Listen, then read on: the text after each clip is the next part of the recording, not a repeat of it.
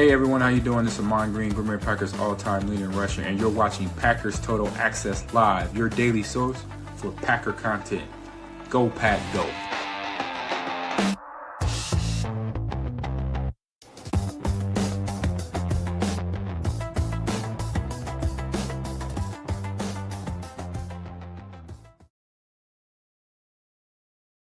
What's up, guys? Welcome into Packers Total Access. My name is Clayton. You can check us out on packernet.com. Find me on Twitter at Packers_access. Joined alongside Tim in Green Bay. A little Packers-Eagles chat for you guys and gals this evening. We'll jump into the game plan. Before we get into that, we're going to talk around the league, give you guys an update on the standings, all that good stuff. But first things first, we're going to lead off with a little J.J. McCarthy talk, as you guys may or may not have seen earlier today. Maybe you were busy. Absolutely crapped a bit. And again, this was the week in which he declared himself his alter ego 9. And everybody was supposed to be terrified of that look that he gave in the locker room where he was all fired up. And yeah, it was about the cringiest thing you've seen on the interwebs in a long time. But before we get into all that, if you guys would do that YouTube stuff, hit like, hit subscribe. If this is your first time tuning into PTA, welcome. Thank you for making us a part of your evening. We're not experts. We're not insiders. We're not media. We're fans just like you talking Packers on the daily. So make sure you click subscribe, click that bell icon so you're notified when we go live here in the future. Tim, feel like we've been hanging out all day. It's been absolutely awesome. But like I told Tim offline, Mandy big mad right now. So we're going to have to get this we're going to have to get in and out here and get downstairs and watch a little Sunday night football with the family. So before I get in trouble any deeper. Tim, you doing all right, Bubba? Yeah, I'm doing good. My wife's not super mad at me, so I feel for you, though. No better than me, obviously. So, all right. So let's just dive into it, guys. Obviously, if you go on to social media, boy, oh boy, are the Vikings getting raked over the coals right now. I like what Jacob Morley said here, Tim. I think what he was what J.J. McCarthy was trying to say with 9 was 4 plus 5 equals 9, right? Well, the Vikings fall to 4 and 5. There you go. That's what he was referring to. So, again, man, the memes are going nuts on X right now. And listen, if they had kept their mouth shut and not try to declare this dude, an MVP or a Hall of Famer already, like last week, we talked about it, Tim, remember? It's like I heard the social media uproar that J.J. McCarthy, oh, my God, it was all Vikings fans. He's just absolutely awesome. I go into the box score and kind of dive in like, oh, man, what did he do? Did he throw for 300 yards? Hell, he didn't even throw for 200 yards. It's like, what are y'all so fired up about, right? Well, today, obviously, absolutely crapped the bed in their game. And we got some stats for you guys. We are officially in what? He's got 4 games under his belt, 4 career games, right? Completion percentage, listen to this, guys, 53.7% completion percentage, 802 total yards, 7 touchdowns, 6 interceptions with a passer rate of 65.8. After this game today, Tim, I looked at the ranking. He is ranked 40th in passer rating of all quarterbacks in the NFL. What that tells me is there's 8 backup quarterbacks that have a higher passer rating than J.J. McCarthy at the moment. My man off to a slow start. And listen, it doesn't mean he's going to be a bad football player, but boy, oh boy, do the Vikings fans looks absolutely ridiculous after completely pumping this dude up last week, man. Yeah, it's wild. It's almost like they forget that, he basically redshirted his rookie season in the NFL. The guy lost a whole year of, development with that injury, and you just expect him to come in and be your franchise QB. And you're learning the hard way how much of an uphill battle that truly is. And I think you're right. It doesn't mean that's an indictment on his entire career and that he's always going to be this bad. But I think you put the cart before the horse a little bit there, Vikings fans. I'm surprised nobody's stolen our playbook. We draft quarterbacks, put them behind legends, and let them develop, and then we cut them loose and let them be franchise quarterbacks. So, but yeah, it's really funny to see Vikings fans kind of having to eat their own words here after today's horrendous performance.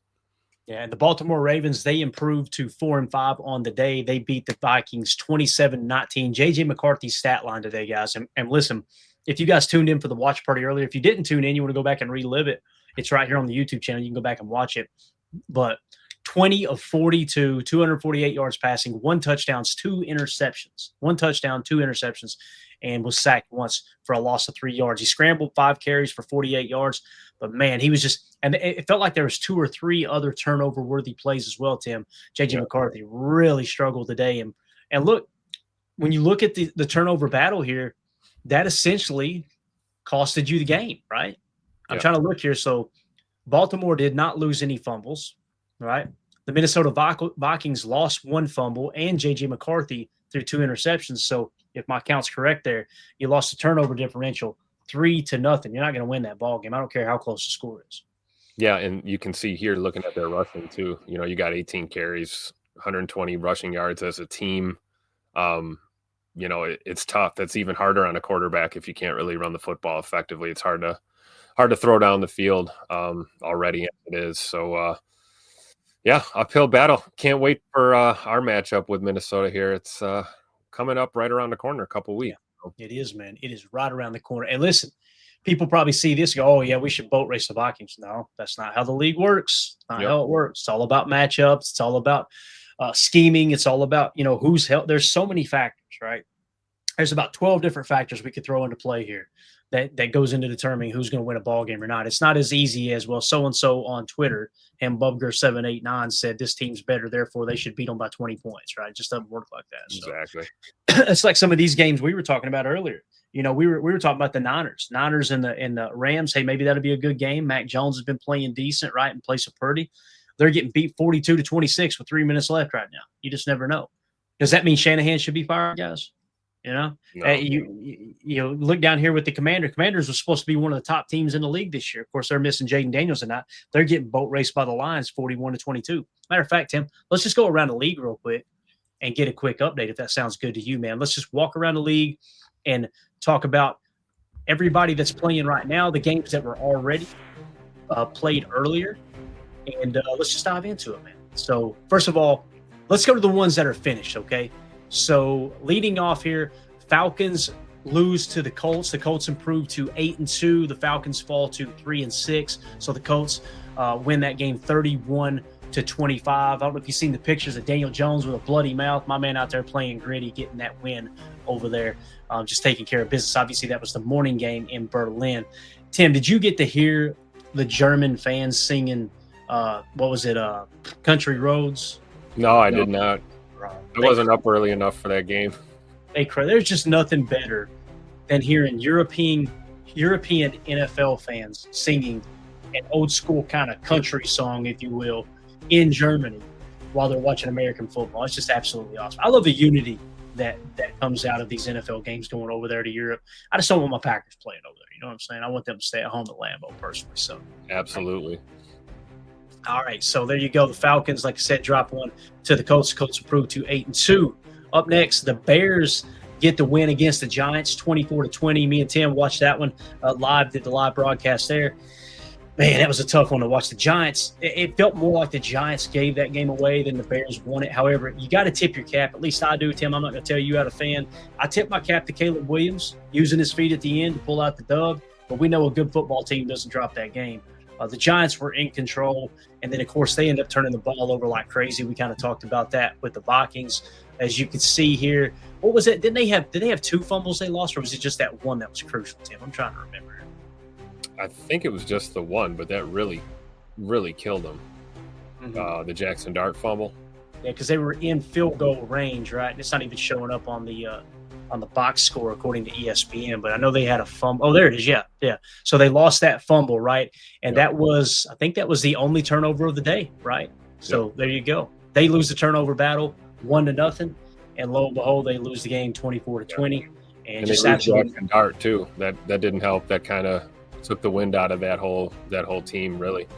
Yeah, the game truly changed when Jackson Dart went out, man. It was Absolutely. Just like, oh, this is going to be an uphill battle the rest of the way. So, again, the Bears sneak a victory out there, 24-20. I'm trying to get these highlights off the screen, but it's just not cooperating. We'll just have to roll with it. Yeah, it's a little weird here.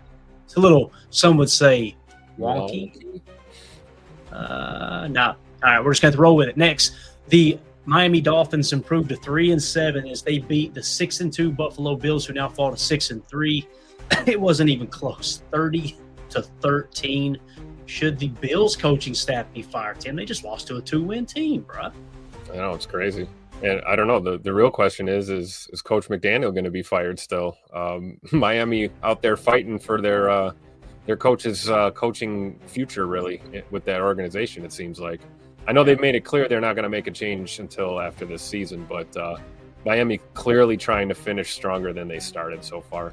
Yeah, no doubt about it, man. So again, the Dolphins upsetting the Buffalo Bills 30-13. Next, you had the Vikings and the Ravens. We kind of talked about it already, so we'll just brush through here. Ravens get the win 27-19.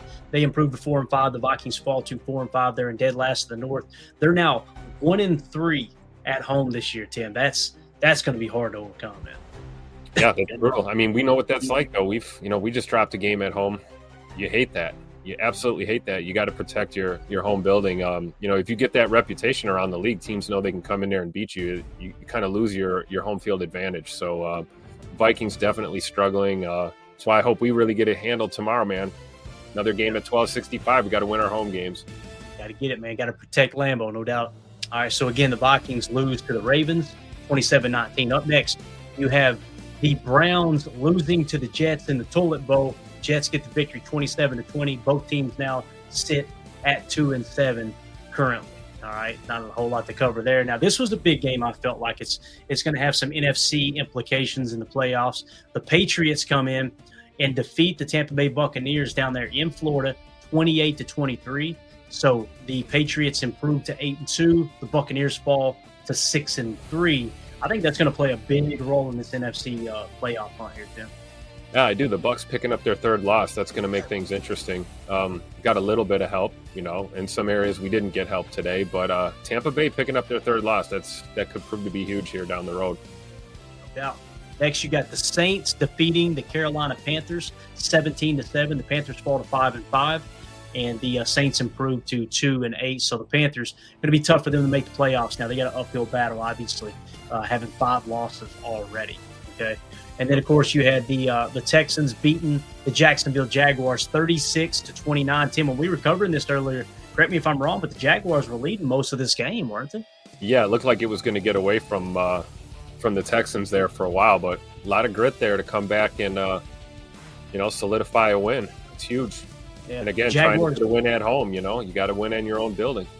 Jaguars were sitting at 5-3 coming into this game, and they obviously let the Texans come back and defeat them. Trevor Lawrence threw an interception. He was 13-23 for 158 yards, 1 touchdown, 1 pick. And then, they actually lost a fumble. Trevor Lawrence lost a fumble as well. So it looks like they looks like the turnover differential was tied 2-2 there. So I'd love to see what the middle 8 is, but we're not going to take time to dive into it at the moment. So, again, the Jaguars drop 1 to the Texans. Texans improved to 4-5. Jaguars fall to 5-4. And, of course, on Thursday night, you had the Denver Broncos winning 10-7 over the Raiders. Now, we're going to hit refresh real quick, get you guys an updated score on the live games right now that is going on around the league. So the Seattle Seahawks continue to dominate 44-22 over the Cardinals at home. They scored 21 points in the first quarter, 17 points in the second quarter. I bet Minnesota, Tim, I bet they're really missing some Sam Darnold right now, my man. Yeah, oh yeah, for sure. Probably pains them to watch any tape on Seattle at all after knowing what the choices that they made. But yeah, Mr. Darnold's doing his thing out there. Yeah, and then you've got the Rams completely handling the 49ers 42-26. Looks like the Rams are going to improve to 7-2. The Niners are going to drop to 6-4. So that'll have a little bit of a shake-up here across the NFC as well. And again, the Seahawks will improve to 7-2 once that goes final there. And then, of course, the Lions taking care of the Commanders. They are leading 44-22. So that's going to help them kind of put themselves in a spot where they can continue to keep up there in the North with the Packers and the Bears. We've got a 3-team race in the North. It's going to be absolutely awesome. But again, the Lions are going to improve to 6-3. The Commanders most likely will fall to 3-7. There's about 4 minutes left in that game. It would take a heck of a comeback for that to change. Yeah, those are over. Same thing with the Rams and the Niners too. Talk about a team we would have liked to see lose today, right? The Rams. Yeah. Just tough. We got to take care of business tomorrow night at Lambeau, man. It's in our hands, right? We have the power. We just got to – I don't care if we beat them by 1, man. Just get out of there with a dub, right? All right. That's it. And then Jared Goff, too, here with Detroit. 25 of 33, 320 yards passing, 3 touchdowns, no picks. Marcus Mariota playing quarterback for the Commanders, 16-22, 213 yards passing with 2 touchdowns, no interceptions. So obviously them playing with a backup quarterback as well. So that is your Around the League. Let's take a quick look at the standings, and we're going to jump into the game plan. And as you go through here, these are the playoff standings, okay? So we're just kind of talk about the top 10 teams at each conference, kind of give you an idea of how the playoffs lay out right now. The Colts sitting in the number 1 seed at 8-2, okay? You got the Broncos in the 2 seed at 8-2, Patriots in the 3 seed at 8-2, and then you got the Steelers who play tonight on Sunday Night Football. They're sitting in the 4 seed at 5-3. If they take care of business, they'll hold that spot. And of course, the Chargers are right behind them at 6-3. That's who they play tonight. So that game, kind of a mini playoff game, if you will, for jockeying for playoff position as well. Buffalo Bills sitting at 6-3 now. They're in the 6th seed. Jacksonville Jaguars and the Kansas City Chiefs both sitting at 5-4. They're in the 7 and 8 seed. Texans and the Baltimore Ravens rounded out in the 9 and 10 spot with 4 wins each. If you move over to the NFC, so far, this is before these games go final here, right? So Seattle will jump to the number 1 seed when they get this W here in a minute, okay? So they'll jump to the 1, which means Philly will drop to the 2. The Green Bay Packers are sitting in the 3. So tomorrow is going to be the battle for the number 2 seed in the NFC as it sits right now, okay? Tampa Bay sitting in the number 4 spot, 6-3, even after that loss today.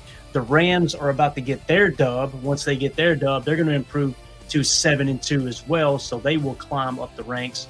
So you're going to see the Packers temporarily drop in these standings, right, tonight until tomorrow, obviously, when they go up against Philly. And then you've got the 49ers at 6-3. They'll fall to 6-4. The Bears are sitting at 6-3 after their win today, and the Lions will be improving to 6-3 as well. You got a whole bunch of 6-3 teams there, Tim.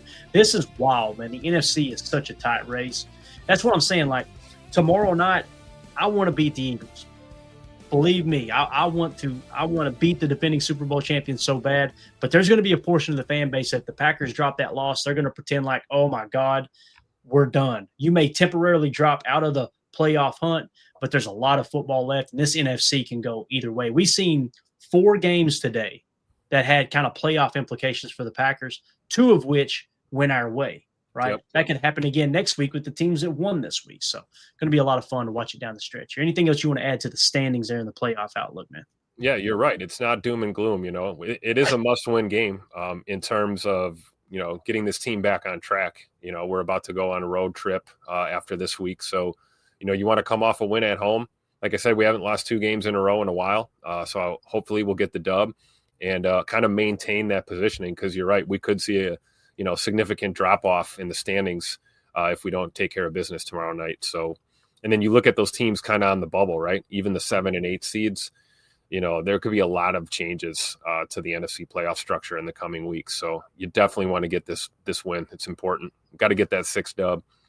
Yeah, no doubt. Packer fan Nick says, evening, guys. NFC North is an effing gauntlet. It really is. It's funny, this last week or the week before, there was media members running victory laps talking about, yeah, the North ain't so tough, is it? Bet me. It's getting interesting up here in the North for sure. So yep.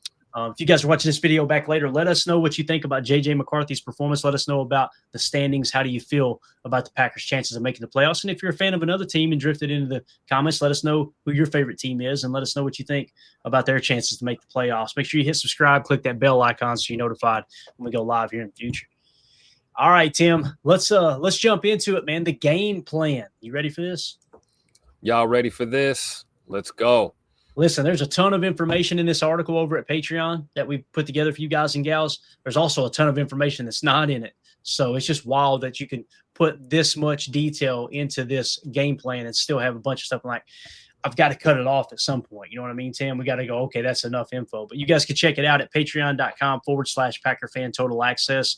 I appreciate everybody who's supporting what we do here at PTA by being a member over there. Let's jump into it, man. First things first, the injury report. We kind of talked about it a little bit. We get the final game status settings here. So Nate Hobbs officially out. Lucas Van Ness officially out. We got 4 players that are questionable. Matthew Golden with the shoulder. You got Zach Tom with the back injury. You got Dontavion Wicks with the calf and Savion Williams with the foot. I would not be surprised if all 4 of those are active for that game tomorrow night, Tim. You can bet your sweet behind that Matt LaFleur and his coaching staff knows how important this game is against the Eagles. Absolutely. Zach Tom, really comes to mind right away. I mean, we cannot afford to give up anybody on that O-line right now, especially against this Philadelphia defensive front. I'm with you, man. I think all the questionables, I think they're going to go, or at least try and make a go of it. We'll see them active. I believe it. Yeah. And then on the Philadelphia Eagles side, Cam Jurgens, their center, is officially declared out. They've got 3 players that are questionable. Jacorian Bennett, cornerback. You've got Willie Lampkin, guard/center. So that's kind of their backup interior offensive lineman, right? He's questionable as well. Nolan Smith, outside linebacker, with a tricep injury. He was full participation all week, but was questionable. All 3 of those questionables were full participation. It looks like all week long for the most part. So I would expect all 3 to play. Cam Jurgens definitely out. That could play a role in this Packers' ability to maybe penetrate there in the A gap against the run, as well as who knows, man, it may affect tush push a little bit too. Absolutely. I hope we just don't let them in those situations, right? Like Coach talked about earlier in the week, man. Let's keep it 3rd and long for them, 4th and long. Don't even give them that opportunity. Yeah, absolutely. And I know one of the big talking points was Jair Alexander obviously being traded to the Eagles. He's going to make his return to Lambeau Field. Well, not so fast, my friends, as Lee Corso would say. Mike Garafolo tweeted out the Eagles decided to hold Alexander back and let him focus on his knee and getting acclimated to the system, similar to what they did when they had Brandon Graham sit for the first game after he re-signed. And he obviously quote tweeted himself that the Eagles have ruled out cornerback Jair Alexander. So it's a knee/coach's decision for tomorrow versus the Packers. He won't travel with the team, so he's not even coming to Green Bay. Some people thought, oh, this is him asking to be traded to the Eagles so he could try to stick it to the Packers. He's not even going to be in Lambeau, man. This is a guy trying to extend his career and put himself in a position to win a ring. Can't hate him for that, Tim. That's right. They can never make me hate him. We'll see you in the playoffs, Ja. I'm sure we'll meet again, right? Yeah. Absolutely. Moving on with the game plan, we get the dirt bag watch, Tim. Look at this dirt bag right here. This guy, look at this week. Not gonna have Unbelievable, dude. Well, I mean, have you ever seen somebody who looks like more of an ass than this guy right here, Clay Martin? Who names their kid Clay, by the way? Who does that? Anyway, it's kind of hard to see the screen grab. I want to make sure I got all the information for everybody on Patreon. I know on here you can't see, but essentially what you've got here is our boy Clay Martin right around this range right here. So they're in the top half of the league in terms of, how many flags they throw, how many penalties they call per game. But, Tim, it's close enough to the middle that I feel like it's not going to be a huge factor. Obviously, it's not like our guys there at the top that just like to be seen on camera, right? And listen, you got to give a shout-out to Ron Torbert. Ron Torbert, he's down to, 1, 2, 3, 4, 5, 6 now. Hey, he's out of the top 3, Tim. Like maybe Ron's finally getting tired of – maybe he's getting a little, what do they call it, tendonitis in the elbow throwing them flags. You got to come in for a nice, easy landing the rest of the year. Yeah, maybe. Maybe he's just not looking for the limelight as much, right?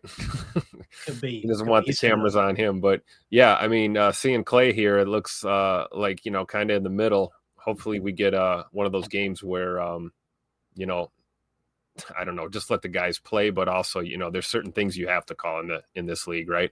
Let's just hope they're not overly involved in the outcome of this game. Yeah, definitely. All right, let's move it along. I added something a little different this time, Tim. Crucial situation, kind of this situational aspect of the game. Offensive red zone scoring. This number really stood out to me. Okay, touchdowns only. Philadelphia Eagles lead the entire National Football League in red zone scoring. They're scoring touchdowns 85% of the time when they get inside the 20, okay? Now, the last game, they were at 100%. The last 3 games are actually at 71.4%. So they started to cool off, and then we're on a heater last week. So, again, take that for what you will. Now, I will say this. At home, 90.9% success rate in scoring touchdowns in the red zone. On the road, only 77%. That's significantly lower than their 85%, although that number would still be good enough to put them in second place with the Washington Commanders. We got to figure out a way, either keep them out of the red zone or stop them once they do get into the red zone, Tim. It's going to be huge, man. It is, and it's going to be an uphill battle and a tough task. So I hope Coach Half has some different looks down there in the red zone, right? Because it's going to happen at a certain point. And I just think we're going to get torched with too much man coverage down there. Yeah, Definitely. And you'll notice Green Bay is 11th in red zone percentage. Okay. And again, that's touchdowns only. I like to remove the noise of the field goal because obviously you get inside the 20 field goal. It's not like you did anything special once you got in the 20 to get a field goal, right? It's all about scoring touchdowns. So again, Green Bay is 11th. Now, what's really bothersome, I should say, is the fact that Philly is first in the league in red zone scoring for touchdowns. And look where the Packers are at, guys, in defense. They're 23rd at 63.6%. Okay. So that really screams. It doesn't mean they can't stop the Eagles in the red zone, right? But what it does mean is this coaching staff probably put some extra emphasis on red zone opportunities, situational practice moments there to try to help slow down their red zone efficiency in scoring, but also improve our ability or lack thereof of stopping other teams from scoring touchdowns when they do get red zone. So just wanted to throw that out there as well. But anything else you want to hit on the red zone or anything that we've hit so far, Tim, before we dive into the offensive game plan, man? No, let's do it. Let's break down the offense. All right, let's do it, man. Let's jump in. Offensive game plan. Number one, establish the run, okay? You know, last week, I think it was in Pittsburgh, we said throw to set up the pass, right? Jordan Love goes out there, has a hell of a game throwing the football. Last week, we were talking about, hey, establish the run. You establish the run, but you got away from it a little bit in key situations. First down interception, that's a no-go, right? Third and short, throwing the football when you probably should have been running because of what you were averaging, right? So establish the run. Philly has struggled to stop the run this year, ranking 19th in yards per rush allowed. Just like against Carolina last week, the Packers should lean into the run game early, but this time take every field goal Philly gives you. Please hear me, Matt LaFleur. Take every field goal Philly gives you. Don't go for it on fourth down. It could come back and bite you in the ass in the fourth quarter. You look up and go, well, crap. We lost by a field goal, right? Yep. So the game plan was working last week until we became careless with the football. Obviously, Savion's fumble and Matt LaFleur going for it on fourth down rather than rack up every scoring opportunity possible. So again, Savion's fumble, listen, those type of things are going to happen. It's a rookie mistake. Got to get that ball in the outside arm and also take that bubble screen outside the way you're supposed to. Don't cut it back in where you got a -4 hat count, right? Or a +4, a +4, if you want to say it that way. So with that being said, that fumble on the Packers' very first drive where they were going right down the field on Carolina really flipped the momentum, and then going for it on that fourth down when you should have had a chip shot field goal. Both of those things together, Tim, that's how you lose to a team that you probably should have beat, man. Yeah, and you're definitely going to lose to a team like the Eagles if you take that same approach, right? Yeah, definitely. And again, when you look at the yards per rushing attempt allowed, you see the Philadelphia Eagles at 4.4 yards per rush allowed. They're tied for 19th in the league with Washington and Atlanta as well. Okay. And you'll notice Green Bay, after that great rushing performance by the Carolina Panthers, which last week, that was our defensive game plan. You got to stop the run, make them beat you with the pass because they've got a solid running game. Obviously, we didn't do a good enough job of that. We showed 3 different running plays on Chalk Talk where honestly, it wasn't scheme. It was just bad play. It was guys missing their run fit, guys getting a little too aggressive.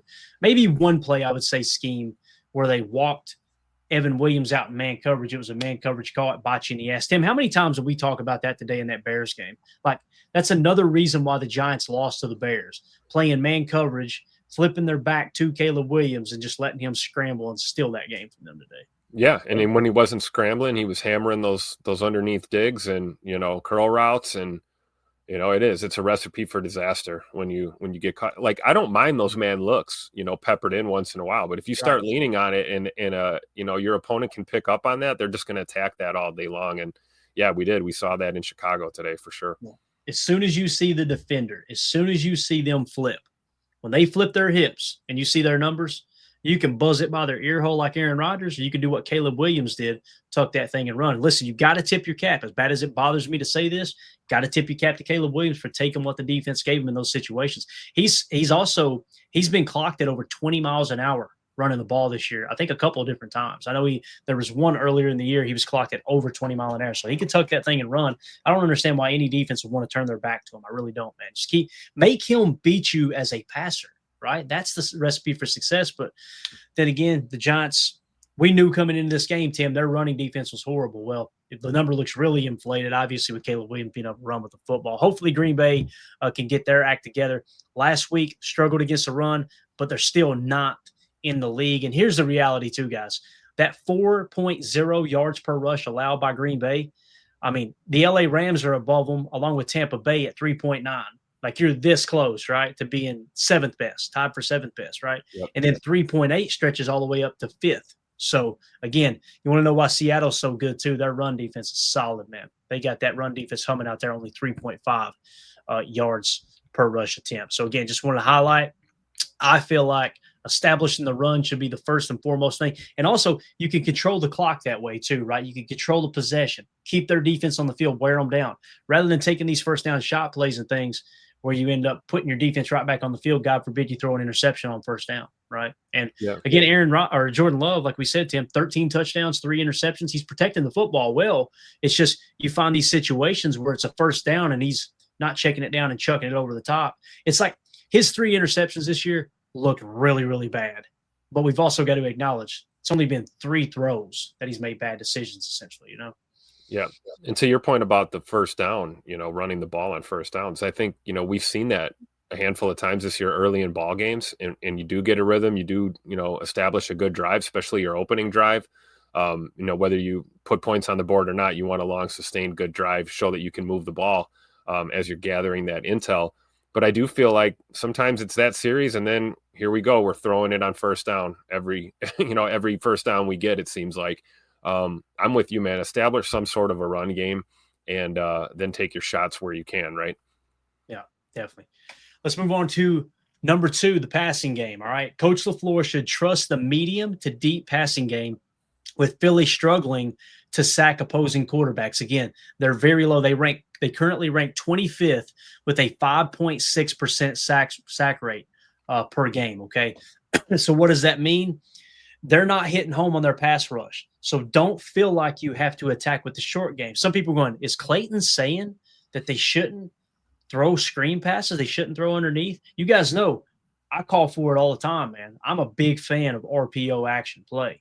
But this is one of those games that if you do come out in the first quarter and their pass rush is kind of non-existent, Tim, like it kind of has been here lately, then set up for those deep drops. And hammer those digs, hammer those slot cross concepts. Maybe throw a little drive concept in there as well. Don't be afraid to attack mid to deep on the outside as well. They're going to play a lot of match coverage, I would imagine. That's something that Vic Fangio is kind of known for. So don't be afraid to walk those guys out on an island and let that play develop underneath there, like I said, the 15 to 30-yard mark, right? And with Christian Watson looking better than ever, there's no better time to do that.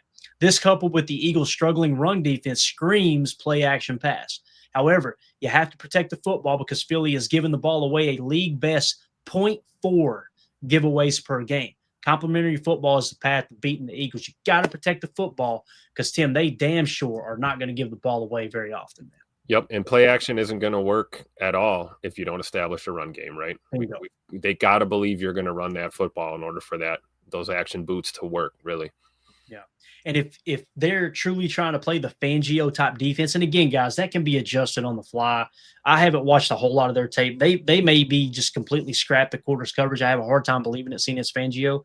But when they have to have the safeties on the shelf and still meet their run fit, that's probably why they're struggling to stop the run a little bit. You guys remember when Joe Barry was here running the Fangio style defense, right? What was one of our weak spots? Run defense, because you had those guys on the shelf, right? If they come out and approach it that way, then just stick with the run and don't get too crazy with the check with me's at the line, Caterpillar with the super chat. Thank you, buddy. Says, last night I watched 88's highlights from before he got hurt and Tuck took over. I forgot how good he is.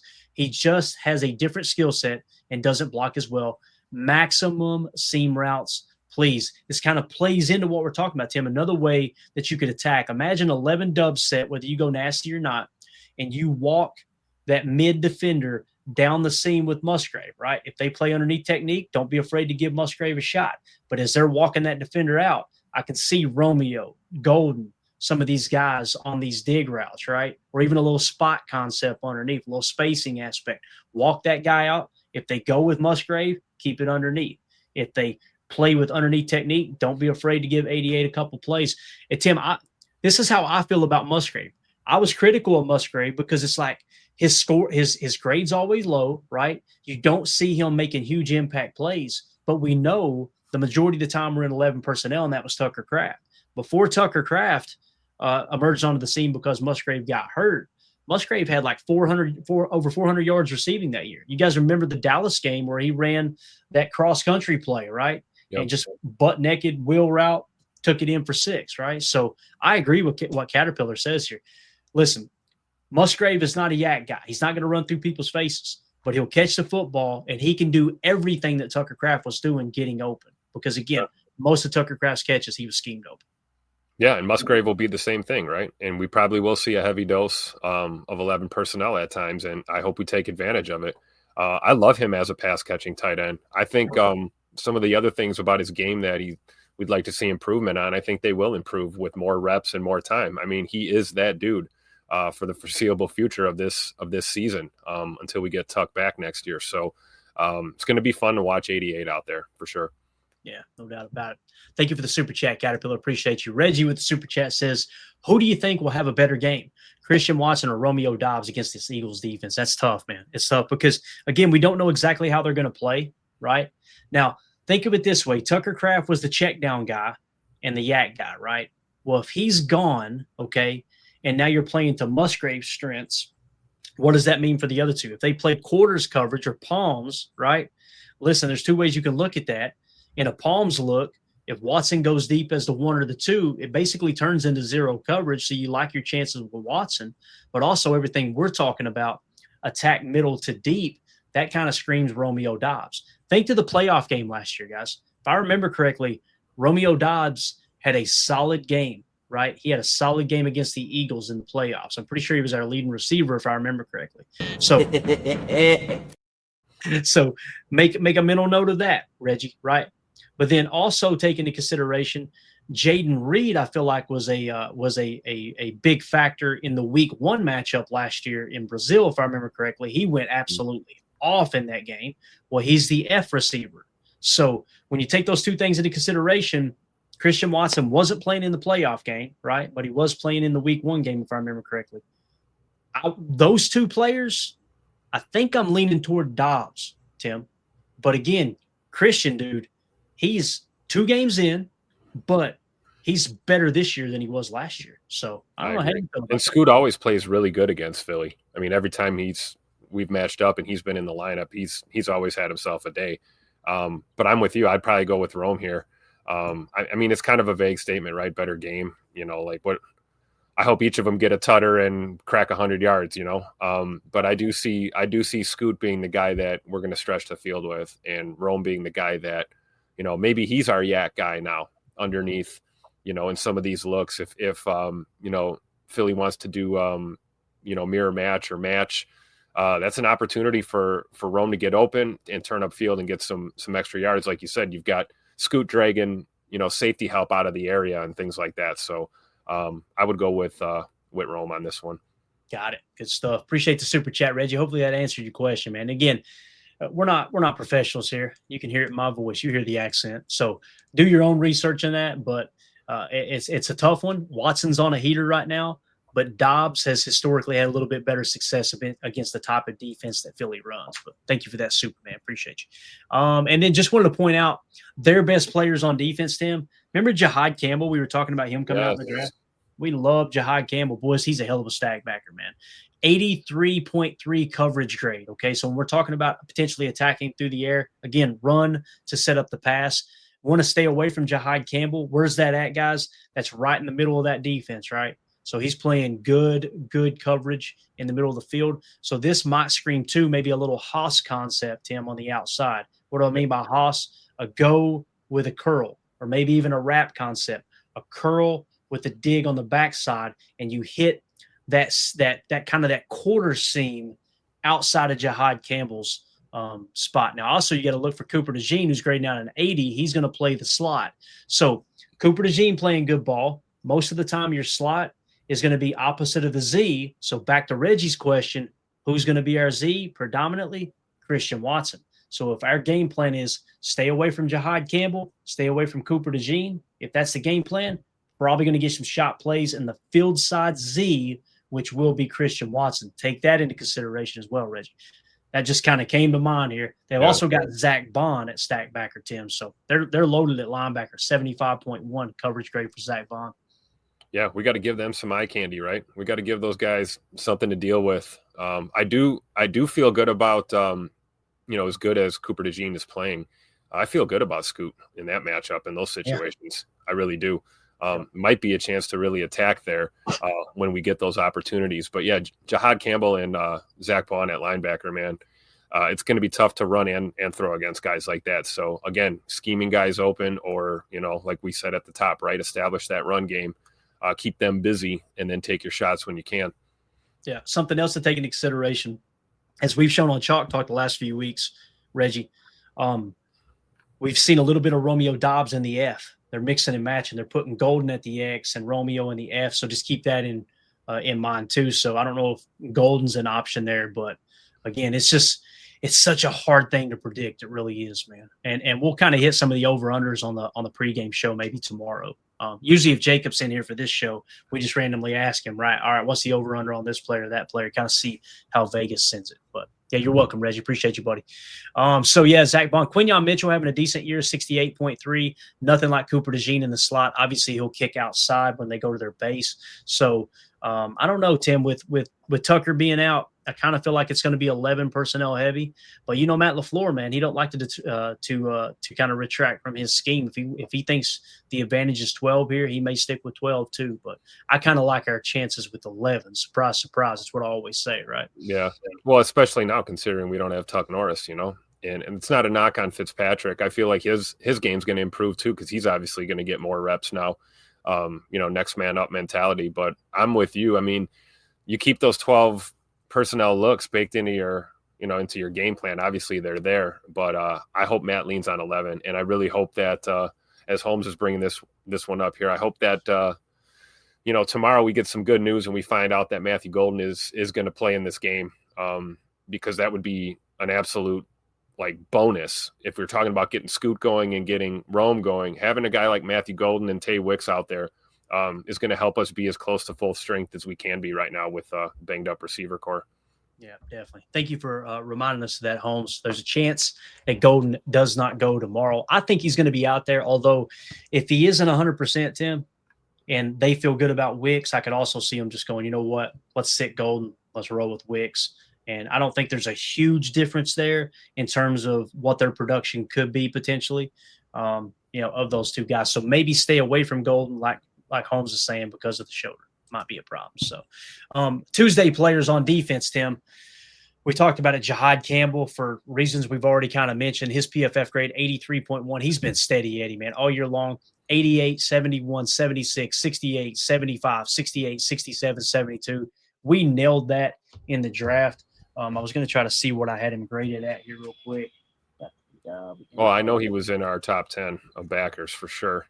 He was our number one linebacker. We had him in the red, injury issues, right? Guys, remember this. How many times, Tim, have we liked that player, but he was injured, right? And now you're seeing the injury was fine. They checked out. If you trust the doctors, Jahad Campbell's our top linebacker, no doubt. Yep. Very true. All right, moving along. Next one, Zach Bond. We kind of talked about it. 80.0 is his PFF grade. Kind of a weird career trajectory, man. 65, 44, 50, 71, 90, 80. But he's stabilized the last 3 years playing really good football. I'd be careful with those stack backers. That's the strength of that defense. Cooper DeJean in the slot. Obviously, he was a second-round pick, 40th selection. On the season, 71, 69, 62, 80, 64, 67, 68, 70 for a grade of 77.7. And last year, 86.3 PFF grade. This year, settling in at 77.7. Got to be aware of where that little Caucasian is at all times, Tim. He'll steal the ball from you. Ain't careful, man. Plays the game the right way, too. Really does. He is, and he's on pace to keep up with or exceed what he did last year as a rookie. So, yeah, you got to account for the great white hope, Cooper DeJean, right? That's right, man. It's just we waited for so long to have another white corner that wasn't named Jason Sehorn, right? Remember Jason Sehorn back in the day? Goodness. You have to go back for that one. All the brothers in the league, too, always made jokes about it. Like, I remember Michael Irvin talking about him going up against him, right? This is Michael Irvin's word. It's not mine, okay? But he went up against him. This is right before Michael Irvin's career ended. And he said, I remember lining up from, I'm a torch this white boy is what he said, right? He said, off the line. Jason Seahorn jumped up and jammed, and he went, "This is a strong white boy." Absolutely hilarious take there from Michael Irvin. So, again, Cooper DeJean, another player, right? And there's a couple other players I'll mention on the backside of this that you probably thinking, where's Jalen Carter? Having a down year. He's actually the last 2 years, he's declined according to PFF. Got ejected earlier in the year. Just seems like his mind is kind of, he came out his rookie year and was on fire. Again, we'll talk about that on the backside. But if you're watching this video back later, let us know what you think about the offensive game plan. What would you change? Okay, let us know in the comments. Is there something we missed there? Maybe you think this would be a pass-heavy scheme or attack as opposed to running the football first and foremost. Let us know in the comments. Make sure you hit subscribe and click that bell icon so you're notified when we go live. Like tomorrow, 1 hour before kickoff, hour 20 before kickoff, me and Tim will be going, well, you won't be. You'll be in the stadium. Me and Jacob and the boys will be going live for the PTA pregame show. Tim will be boots on the ground out there trying not to fist fight Eagle fans. So don't get kicked out of Lambeau, Tim. I won't. I've done pretty good these past couple of years, keeping my cool, you know. Love it. All right. Let's move it along to the defensive game plan. All right. Number one, keep Philly out of 4th and short. Guys, there's nothing more demoralizing for a defense than to feel like you won that rep. You stopped them on 3rd down only for them to go out there and do the tush push and pick up that 4th down. It's such a crapshoot to stop the tush push. The number one way to stop it is exactly what Matt LaFleur and Coach Hafley said. Keep them out of that spot, right? Although it's nice that the rest of the league now acknowledges how the Eagles stretch the offensive rules by moving early on the tush push, the Packers still have to deal with it Monday night. It's a little smart-ass comment there for everybody that was making fun of us because we were like, hey, look, might want to look into this a little bit more. Some of the league shot it down, and now they immediately started complaining when they had to deal with the fact that the guards are moving a half a second freaking early on this tush push, right? So, again, we still got to deal with it, right? With the NFL officials refusing to acknowledge the advantage, the Packers need to put extra emphasis on keeping the Eagles out of 4th and short situations, all right? That's easier said than done, obviously, but this means playing under with leverage on 3rd down attempts. Treat 3rd and 7s like 3rd and 3s, right? Yeah. They're converting 78% of their 4th down attempts, Tim. So, again, just play with a little underneath leverage, knowing that on 3rd down, they're looking to do that. They're looking to take what you're going to give them to give themselves a 4th and short, Tim, to do the tush push, man. Yeah, I agree 100%. And it's frustrating because if they're in that situation, you know what they're going to do. You see it coming, and there's very little to nothing you can do about it. Although I know we are one of the few teams who has successfully stopped a tush push before against this Philly offense, but you don't want to bank on that. You want to keep them out of those situations. And I agree with the assessment too. 3rd and 7 is your friend. They've got good 3rd down conversion rate as well. But if you can be disciplined on 3rd down and get off the field and don't put them in those 4th and shorts, because they're going to go every time. It's almost to the point where I don't think it even matters where they are on the field. I mean, if they're in a 4th and short, they're going to run that play, unless we got them deep in their own territory or something. So, yeah, let's just stay out of it altogether. Yeah. And again, guys, what it means is you're forcing them to throw the ball 12, 15 yards down the field, in some cases in the middle of the field on a situation where they like to just dink and dunk it on spacing concepts to put themselves in those 3rd and 3s, those 3rd and 4s, things like that, right? And then 4th and short. So with that being said, just play it a little aggressive underneath. You may have to adjust. We always talk about the different aspects, the different spots in the game where it's the first quarter, you're gathering information, right? Go in with this approach. And if they cut you apart, 13 yards down the field, 16 yards down the field, then you use that 2nd and 3rd quarter to kind of adjust and try to control that middle eight, right? But make them play left-handed, man. I can handle them beating us if they have to play left-handed and they're the better team. But I can't handle us just continuing to do the same thing like the rest of the league is just, oh, no, we'll let you have that on 3rd down. Then you look up and go, well, crap, that's right. They're the Eagles. They're going to go for it on 4th and 2, So let's just try to approach it that way, and you can always adjust for sure. So, again, their success rate on 4th downs, Philly is 5th best in the league, 78.5%. Green Bay's 6th best, 72.7% converting on 4th downs. Just mentioning that. Moving along. Number 2, stopping the pass. This isn't the Eagles of 2024, and this team can throw the football. They rank 7th in passing at 7.8 yards per pass attempt because they have a 3-headed monster in Devonta Smith, A.J. Brown, and Dallas Goedert. Okay, so you got 2 wide receivers who can stretch the field on you. One of them's an absolute monster. The other's a speed demon. And then you got Dallas Goedert working underneath. Both Smith and Brown are averaging over 11 air yards per target, with Brown being the yak guy. So this year, Brown is picking up a lot of yak yardage. Devonta Smith is stretching the defense over the top as well. Not that Brown won't, but that's kind of where they're making their hay this year. Again, both of them averaging 11 air yards per target. Pretty solid numbers there.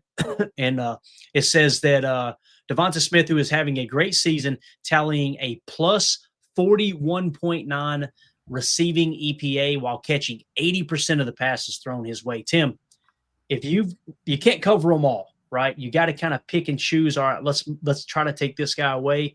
If there's one you want to take away, me personally, it sounds like Smith is the one you want to key in on based on this year. As you can see, 588 yards receiving this year, probably because A.J. Brown's got a lot of coverage bracketing his way.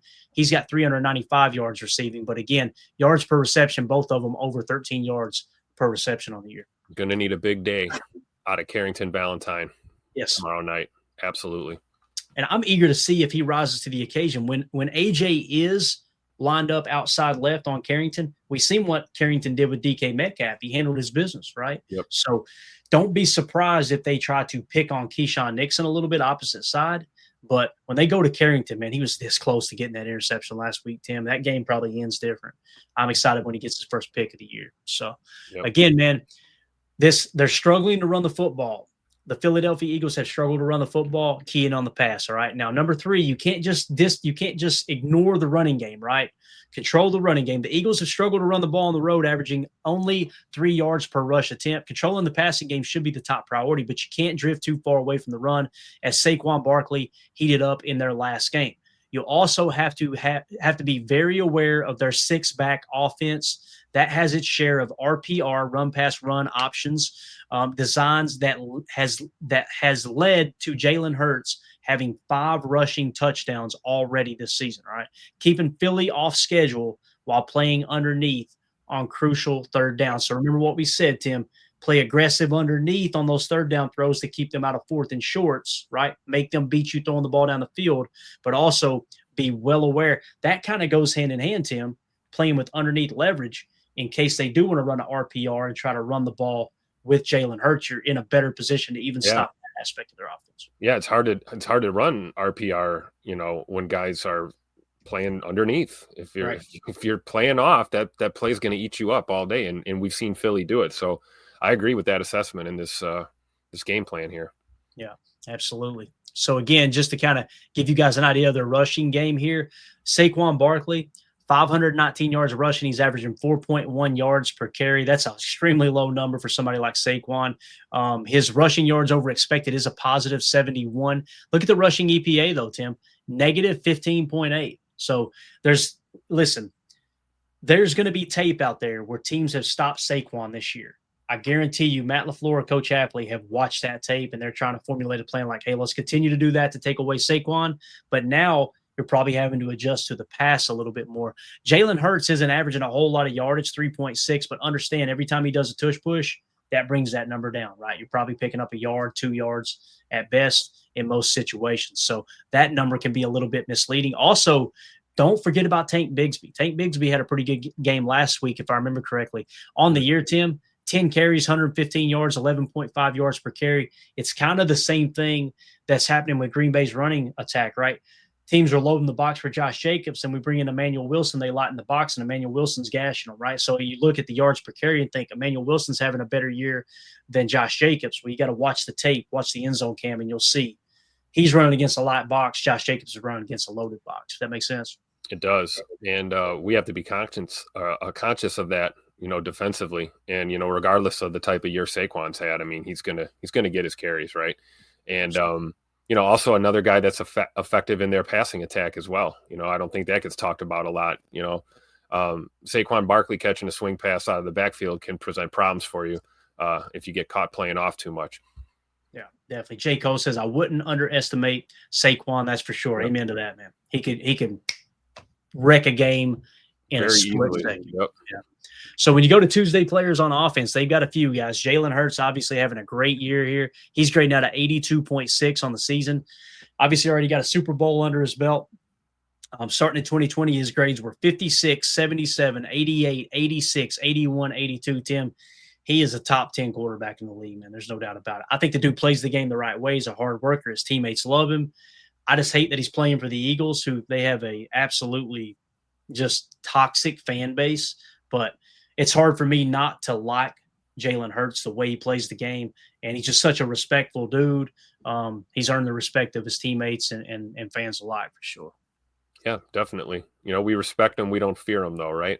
We're gonna bring the thump against Jalen Hurts and the boys tomorrow. But whether it's with the arm or with his feet, like you said, this is a different Philly offense than we've seen these last couple of years. We've seen Jalen Hurts willing to air that ball out. And, our safeties, man, we got to be on point tomorrow because they will take over the top shots on us, especially if we are playing aggressive underneath. Yeah, Jen Wright said the fans are awful. They really are, man. There's such a rough fan base. Also, another Tuesday player, we kind of talked about it, Devonta Smith, grading out a 79.0 on the year. This dude, ever since he came in the league, Tim, my God, 77, 80, 75, 81, 79. Listen, you should be that good when you're the 10th overall selection, but they knocked that one out of the park, man. There's some teams that miss on those top 10 picks. Devonta Smith's a real deal, man.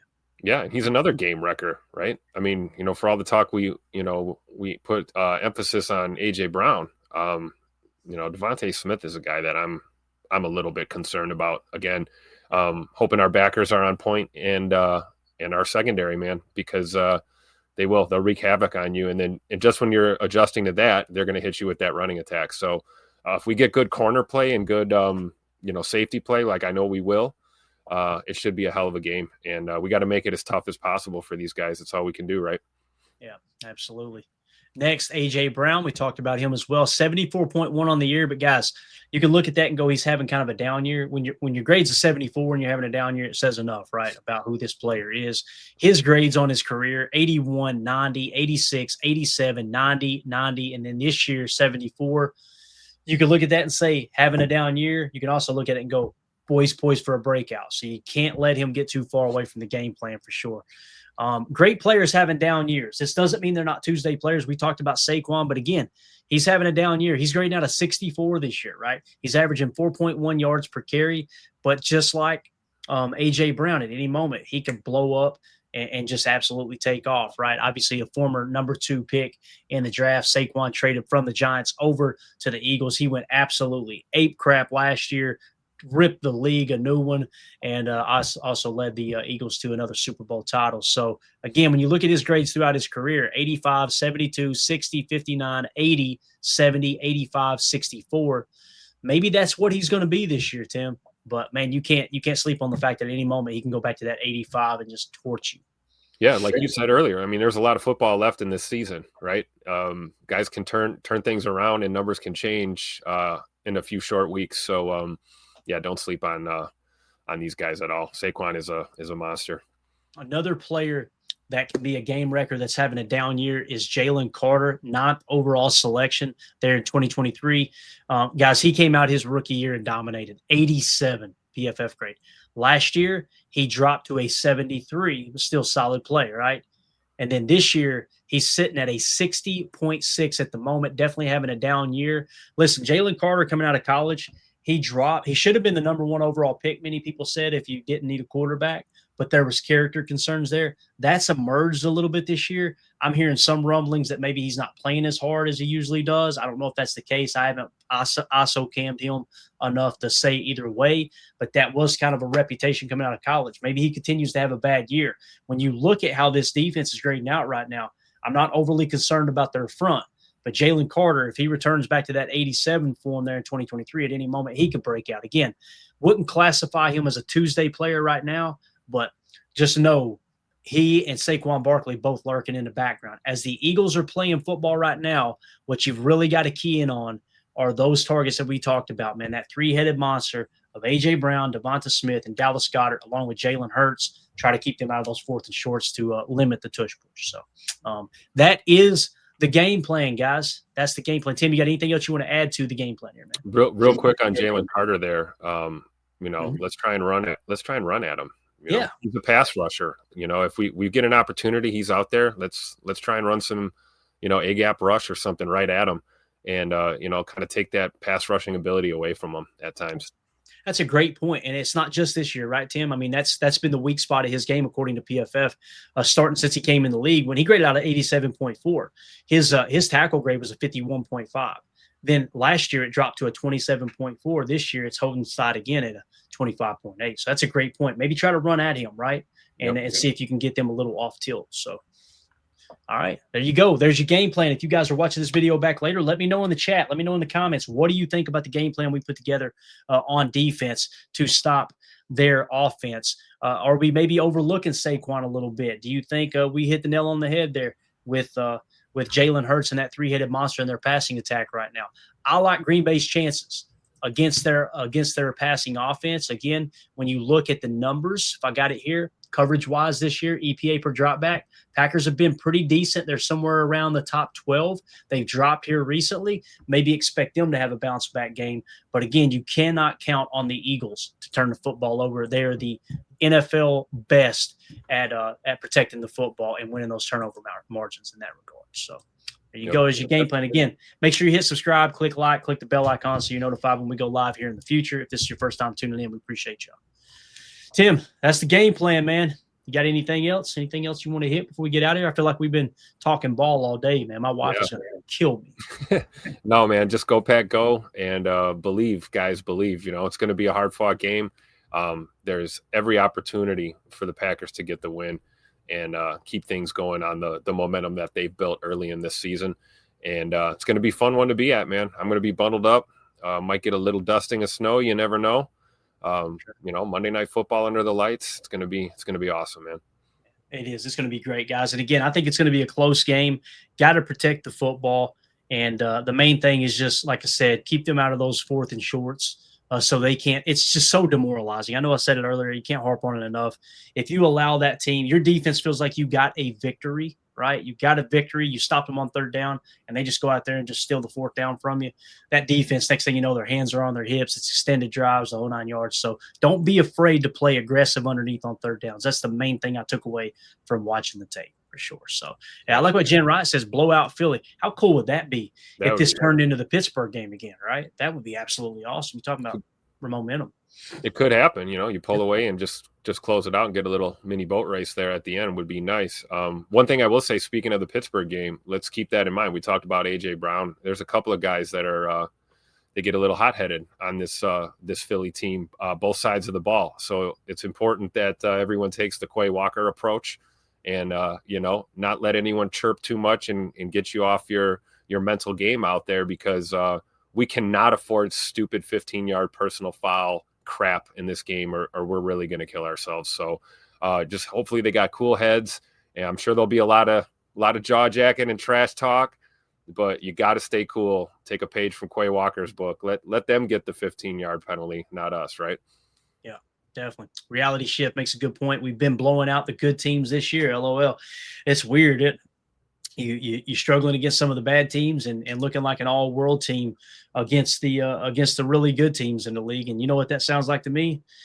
It sounds like the youngest team in the league being a little inconsistent. So maybe they could put it together and start playing their best football here in the back half of the season, get themselves ready for the playoffs. That'd be absolutely awesome. So again, Packers control their destiny. Win, lose, or draw tomorrow. It's not the end of the season, guys. Understand, if you win that game tomorrow and you lose the next 3, you're in trouble.